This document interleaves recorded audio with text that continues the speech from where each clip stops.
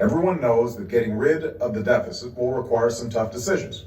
And that includes cutting back on billions of dollars in programs that a lot of people care about. But what should be easy is getting rid of the pointless waste and stupid spending that doesn't benefit anybody. Well, you liked it when he said it. Please listen carefully. She's as funny as Lucy and she's in the know. She's as smart as Phil and always on the go. It's the Patsy Hoolahan Show. This stack of books right here is called the Federal Register. For decades, copies have been printed, bound, and sent to thousands of government offices all across the country, every single day. And while you might think that most people just can't wait to dig into their copy as soon as it arrives, the truth is no one reads this thing. And that's because it's been available on the internet for years, which means taxpayers have been funding some pretty expensive doorstops. So we're putting an end to that, saving you millions of dollars each year. But that's just the tip of the iceberg. Everyone knows that getting rid of the deficit will require some tough decisions. And that includes cutting back on billions of dollars in programs that a lot of people care about. But what should be easy is getting rid of the pointless waste and stupid spending that doesn't benefit anybody. As we work to tackle the budget deficit, we need to step up our game. We need to go after every dime. We need to make government work for you. That's why, starting today, I've asked the Vice President to lead a renewed effort to hunt down misspent tax dollars in every agency and department of this government. We're calling it the Campaign to Cut Waste. That's why, starting today, I've asked the Vice President to lead a renewed effort to hunt down misspent tax dollars because nobody messes with Joe. There's a new standard by which the government is going to function from this point on. The American people are entitled to transparency. By that I mean they're entitled to be able to figure out where their dollars are going, and they're entitled to accountability to make sure that we're using the dollars for what we said it was for. That's our job, and we take that job very seriously. The list of wasteful spending by Washington grows longer and longer each year. The latest report by Senator Tom Coburn highlights hundreds of examples of wasteful and low-priority spending by the federal government. Like the State Department spending $630,000 to attract followers to its Facebook and Twitter accounts.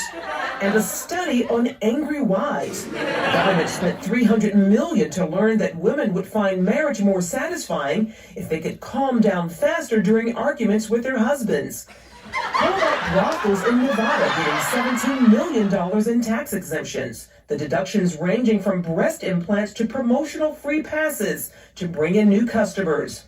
In what might be the most outrageous example, the Fort Hood shooter collected $278,000 in military benefits because the Military Code of Justice doesn't allow a soldier to be suspended until they are found guilty. Inside the waste book this year is $30 billion of stupid, what I would consider stupid or at least poor judgment when it comes to spending money in a time when we have very little money to spare. Coburn says the report speaks volumes about why the American people have lost confidence in the government and why Congress's approval rating is at an all-time low.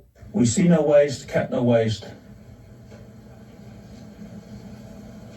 and embrace increasing the burden on the American people because we won't do our job. And that's Republican and Democrat alike. Well, it seems like the government's been rearranging deck chairs on the Titanic. And now that they're taking the issue seriously, the Democrats seem to not like it at all. There's fat everywhere, and yes, we'd all like to see less of it. But what you're doing is a lot more but in than this just particular cut case, fat. we don't want the unelected bureaucrats information having power, right? that they should not have because they're not the people whose information the question is how quickly. Yeah. So, do you and nobody believe it will elected you. completely implode That's before the inauguration or after? And I don't think I really grasped it until Elon's 6 wizards. They brought in some young wizards to go in there and go over the books, and they are just finding crazy shit. It's great, and it's so interesting. I was listening to a left-wing podcast today. I like to mix it up. You know, I listen to all kinds of different stuff, and it was like I was listening to a different world. Like, they weren't even talking about all of this corruption and all this obvious buying of influence. Instead, they were talking about aid overseas and how people are going to starve. And like, it's mind-boggling, and there's also, I have to say, I'm upset at the general pattern of a failure to recognize how right those of us who hypothesized that there was a racket that had overtaken our entire governance structure. We turn out to be absolutely right about this, and no one's going to mention it. That's mind-blowing. It's very strange that the media is ignoring it, especially the left-wing media. It's just too big of a win for the right, and so they're just ignoring it. 90-day freeze, through which it allows us now to review programs. You know, before we did the freeze, we couldn't find out anything about some of these programs. And USAID in particular, they refuse to tell us anything. We won't tell you what the money's going to, where the money's for, who has it, which contractor it's been. You know, in some cases it goes through 4 different contractors before it reaches the intended recipient. In some cases with USAID, 10, 12, 13%, maybe less of the money was actually reaching the recipient, and the rest was going into the overhead and the bureaucracy. This isn't my money. This is taxpayer money. So we're not going to eliminate foreign aid. We're going to have foreign aid that makes sense. We're going to have foreign aid that works. We're going to have foreign aid that furthers the national interest. This USAID ruling, as you heard from my colleague Melanie Rivera, it's a pretty big win for the Trump administration. What do you make of it? Griff, it is a fantastic win for the Trump administration and their perseverance. Judge Quattlebaum was exactly right. Unconventional doesn't necessarily mean unconstitutional. The fact of the matter is that President Trump was elected to cut waste, fraud, and abuse. USAID had become a haven for the radical left. Again, we want to see a president that is cutting waste, fraud, and abuse. That's what he was elected on. You know, as a conservative, we've been talking about this for 30 years. Ronald Reagan started it, and Donald Trump is going to get the job done.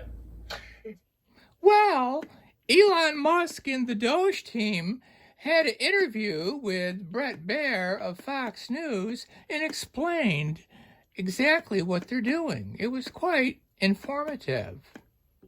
Last thing, do you guys all see this as a patriotic duty?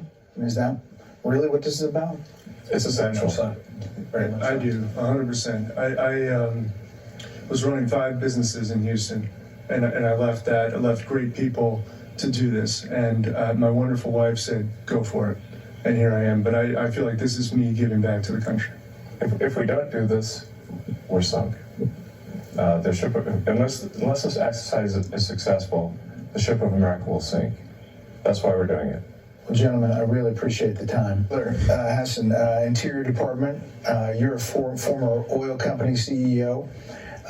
You're reviewing contracts before they're approved for funding. What do you find? Well, Elon and Steve kind of stole my thunder a little bit, but I actually found that customer service survey contract. I actually have an example of one right here. I could have done this in high school. And I found it on the weekends because under the Biden administration, there was no departmental oversight within the Department of Interior whatsoever. None. We are now reviewing every single contract, every single grant, and when things come to my attention that don't make sense, I'm bringing them to Secretary Burgum, and he's been fantastic. He's a businessman. He's very supportive of DOGE. It's been wonderful to work with him. Is the battle between government of decades and decades of buildup and business, which you guys are, is that like a train hitting each other? I mean, it seems like it's pretty disruptive. Well, this is a revolution, and I think it might be the biggest revolution in government since the original revolution. But at the end of the day, America is going to be in much better shape. America will be solvent. The critical programs that people depend upon will work, and it's going to be a fantastic future. There are in the federal government around 4.6 million credit cards for around 2.3 to 2.4 million employees.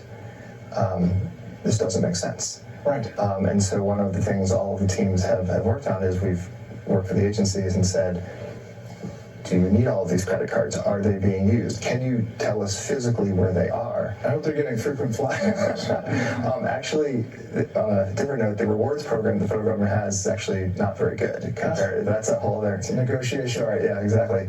But so far the teams have worked together and they've reduced it from 4.6 million to 4.3 million. So we're taking it easy. On the retirement process, which I can speak to, they've been trying to modernize and get off of paper since the early 2000s, very unsuccessfully. Every attempt has gone over budget and been canceled because it hasn't been successful. And so, I showed up and I feel like I'm here because it's an interesting problem. We can use design to solve it and good engineering and really create a better experience for everybody. We're talking about elementary financial controls that are necessary for any company to function. So, like, if the federal government, if a commercial company operated the way the federal government does, then it would be immediately go bankrupt. It would be delisted. The officers would be arrested. And the changes we're putting in place will enable the federal government to pass an audit. It will enable taxpayers to know where the money is going and know that their hard-earned tax dollars are being spent well. If, for example, there were over $300 million of Small Business Administration loans that has been given out to people under the age of 11. Well, actually, to add to it, it's 300 million under the age of 11 and over 300 million to over the age of 120. Definitely small business loans, correct? Yes. The oldest American is 114. So it's safe to say if their age is 115 or above, they're fake. Or they should be in the Guinness Book of World Records.